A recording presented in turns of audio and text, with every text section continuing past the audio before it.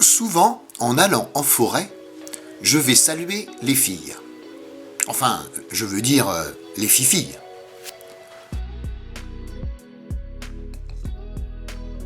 Ce sont deux magnifiques juments qui sont sœurs jumelles.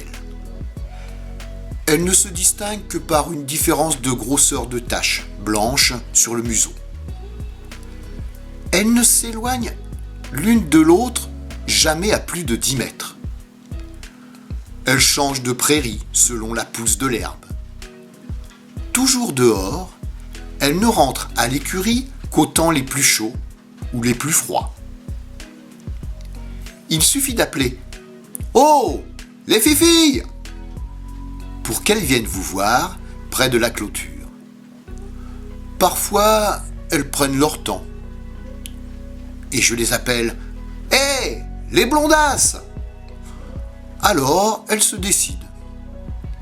Et si jamais j'apporte du pain dur, alors là, c'est la fête.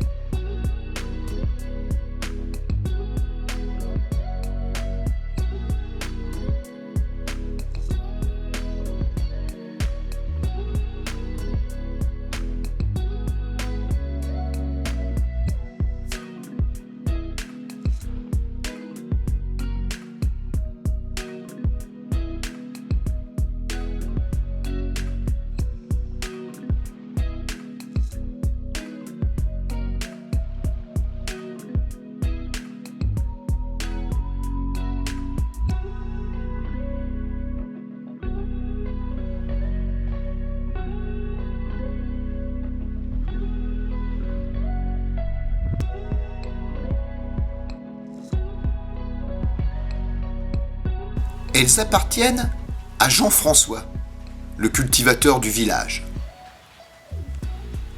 Fatigué et usé par tant d'années de travail, Jean-François s'est pendu dans l'écurie un jour de grande déprime. Et sur sa tombe, on peut voir une photo de ses fifilles qu'il aimait tant.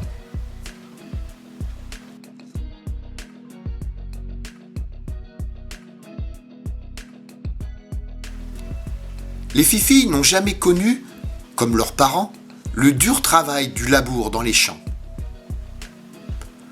Mes deux blondasses ne servent à rien. Elles broutent dans leurs prairies.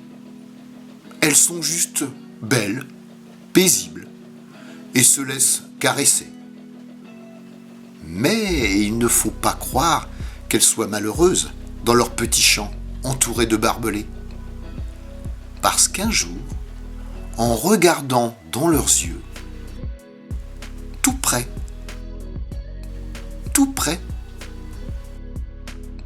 j'ai vu une grande plaine sauvage. Elles sont libres dans leur tête, les fifilles, au pays de leurs ancêtres.